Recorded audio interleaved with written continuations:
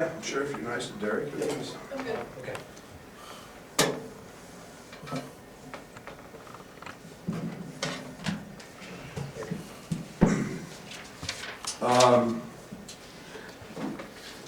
Quite a way to start a statement. Goodness. I think we're coming off a game we didn't play real well in. I don't want to take anything away from Iowa. But they outfought us, they out-hustled us, they got every loose ball. We didn't win many 50-50 balls in that game. And that allowed them to play with a lot of confidence, and they got going. And I think Garza established himself and showed everybody why he's a Player of the Year candidate, but they made the plays when they had to. We had a lead, 4-point lead, 5.5 to go, and almost turned it over 3 times, committed 3 fouls, of which were just silly fouls, reaching and grabbing, and put the wrong guys on the line, and couldn't hold the lead. So give Iowa a lot of credit. Tough environment, tough place to play. They made the plays, and we didn't. So I think we've rectified that here in the last couple days, and it doesn't. As with any opponent, when they come in, they're all hard. And you get another great opponent in Maryland, and I don't know, 8, 9 in the country, and arguably have the most talented player in the country in Smith. So Josh is having a great year. He's having a great Big Ten season, shooting 50+%. Anthony Cowan is one of the better point guards, not just in our league, but in the country, 4-year starter. And then Aaron Wiggins, they've changed, bringing him off the bench, getting up 7-8 threes a game, very good shooter, hard matchup. So this is a team that's really well balanced and has a lot of really talented pieces. Brad, it seems like in the Big Ten, almost every team has an elite big man, Oturu, Garza, and now Smith. What are you seeing Kofi kind of learn and take from all of these challenges that he's facing? I hope a lot. I think they're all different. He's not going to go out there and be sticks, shooting 7, 8, 9 threes a game. But there are things that he can pick up from all those guys, from Garza, from the work to the contact to the running to whatever it may be, the wedging. There's continual things that he can continue to grow with, and he does.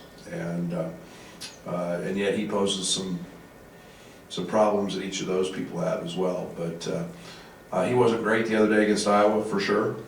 He understands that, but he wasn't the only one either.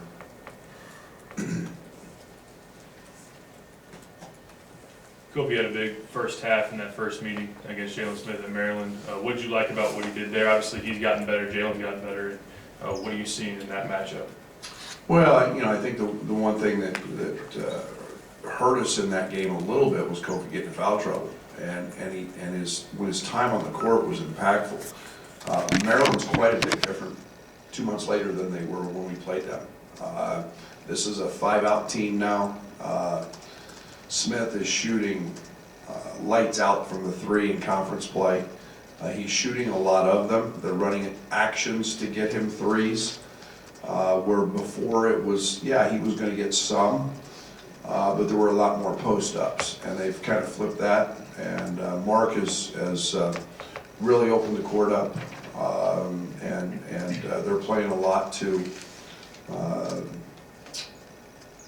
those threes. I think they're averaging 26, 27 threes a game, maybe in their last 5, and so it's a different cover for Kofi in terms of having to guard that, and that's something that we'll have to be very dialed into. Brad, Kofi kind of played it off saying that you guys have been in first place all year, but have you noticed kind of an extra energy knowing the sole possession of first place is on the line, and is that something you kind of want the guys fired up about going into tomorrow, or do you kind of try and temper that down to just another game? I want them to play for first. I mean, I think Mark's got his team probably ready to play for first too, or Tom, or Fran, or Pat, or whoever. You know, it's what we do. We're playing to win this game, and yeah, it just happens to be that right now the two teams that are tied for first, and the winner gets sole possession. So I would expect nothing more than both teams to play to their best capabilities. What would you consider as the new team's biggest point of growth in the 2 months since you played Maryland last? Well, I think, you know, our turnovers are way down. I think we've become more solid defensively. I think that was a growth game for us, that we started to do a few things differently about that time, especially on the defensive end, and guys bought in. You know, and I think we're better in every aspect of the game, but you know, I think, you know, simply just not turning the ball over 20 times a game like we were early, you know, in early December, you know, it's probably the biggest area we've grown. Brad, you mentioned obviously you want the guys to play for first, but how do you still keep principles of that nameless, faceless idea that you guys had mixed into this? That's what we talked about today. It's just practice was no different today than it was going into Wisconsin or going into Michigan or going wherever. You know, it's what we do, and you know, you guys can make all the fans can get all excited about you know, the battle for first or whatever that is, and be honest, we haven't talked about it. You know, it's been one of those deals we know where we're at, we know where they're at, and it's just the next game on the schedule, and we still have 8 more, 9 more, whatever we have after that. So, you know, and as you guys know, this conference is crazy, and if you don't play, you know, all we're doing is trying to go out and play our best, and you know, and that's against a really, really good basketball team. Greg, what did you emphasize with your team about attacking matchup zones like you saw against Iowa? And the easy thing would be to, hey, shoot them out of it, but if that's not happening, how are you guys attacking that? Well, we want the ball into the interior as much as we can. And that's the one thing that we missed early in the Iowa game, was we missed Kofi 4, 5, 6 times. We missed Georgie 3 or 4 times, and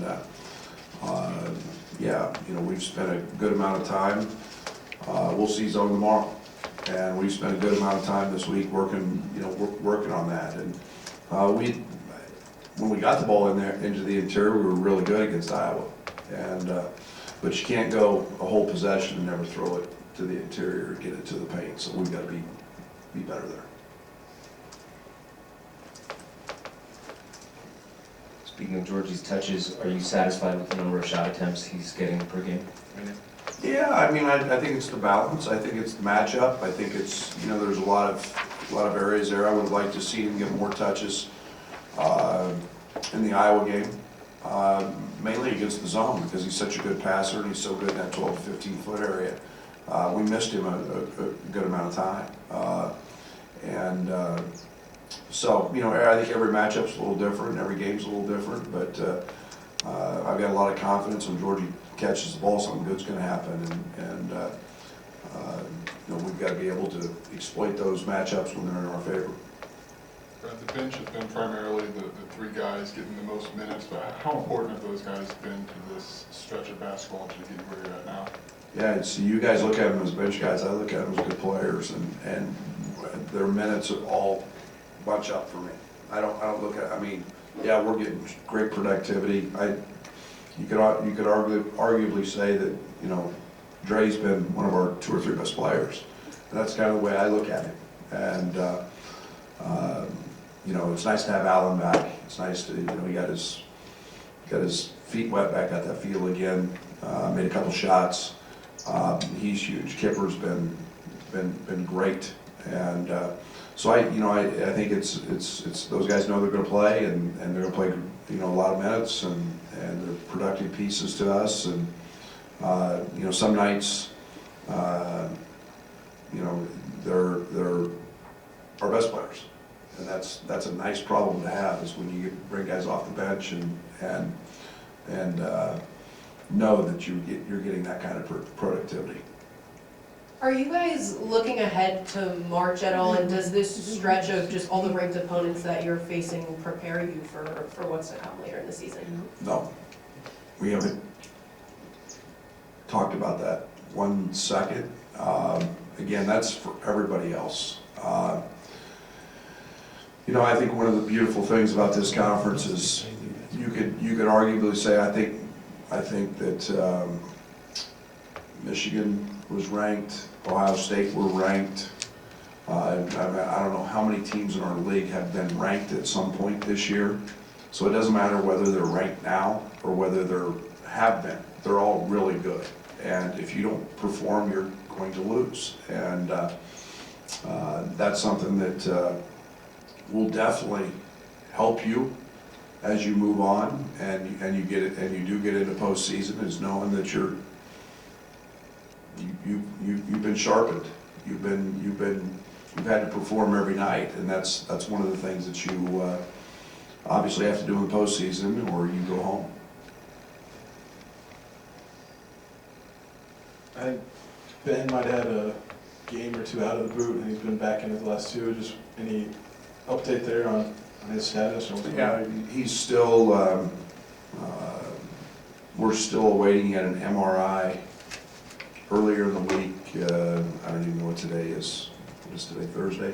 He had one yesterday. So we'll wait to see how that is, the results of that, making sure he's completely healed. And beyond that, you know, he'll continue to stay in the boot to maximize the speed of his healing.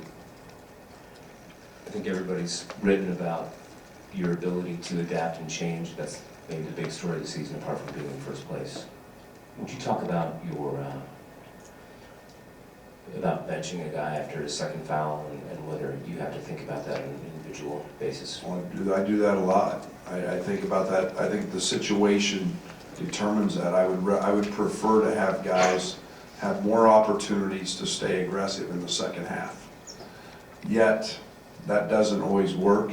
If you feel like a game's slipping and you need that guy, if you feel like you're not getting quite the performance you need from the guys that replaced him, you may go back with that. You know, I try to do that in very short stints when I put a guy back in, as to not let them get fatigued and commit a lazy foul, not necessarily have them in there where the opponent can isolate a situation to try to pick up a third. I know we look to try to do that sometimes, depending on the situation. So my main premise for it is to be able to have the 3 fouls going into the second half and be able to stay aggressive when you play in the second half when the game comes down to the end. And so that's why I do that. It's not a every time deal, but it's completely based on the flow of the game from that aspect. Has Kofi had to change his perspective? He talked today about trying to stay out of foul trouble, especially early in games. And I remember early in the year, you almost were trying to get him to be maybe more aggressive and not worry about fouling. Has he had to try to change his mindset now that he's an established guy at 7 feet, 290? Yeah, and I don't think that's something we've talked about a lot. I think it's based on the physicality with which certain guys play. You may see it a little more with a Garza or a Teskey or a Williams at Purdue but you know, I think it's you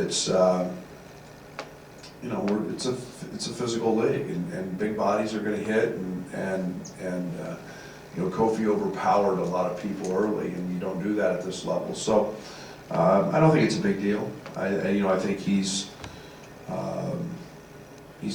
value to us is important when he's on the court, but you know, fortunately, he's been pretty mature at avoiding a lot of those situations this year. Is that all here, Coach? Brad, a lot of people over the last year or two have called Andres Feliz like a glue guy, like in saying that he's one of the better ones out there. I know you said, you know, he's maybe been one of the best 2 or 3 players, and you don't really look at the bench the same way other people do, but do you see Dre as kind of a glue guy, or is, I don't know? Oh yeah, there's no doubt about that. Dre's a coach. Dre's going to be a coach. You can He thinks the game. If you ask him last game, go back last game, and we just did a new scouting report. If you go back and ask him what the plays are that Iowa ran, he'll give you every one of them. He'll give you every one. He'll name every call. He'll name every play. Whatever, and mostly what everybody else is doing. And so he's a guy that everybody listens to because of him being so cerebral, him being very, very intelligent. You know, he was off the chart yesterday. I mean, he got in a mode yesterday where nobody could guard him. I mean, literally nobody could guard him. And, you know, and yet there's a respect there that everybody has for him because of the way he plays, the way he competes, the way he understands the game, and guys appreciate that. So, you know, there's a lot more to Dre than just what you see physically in the game. And you know, his mental approach, memorizing scouting report, pretty impressive. Thank you.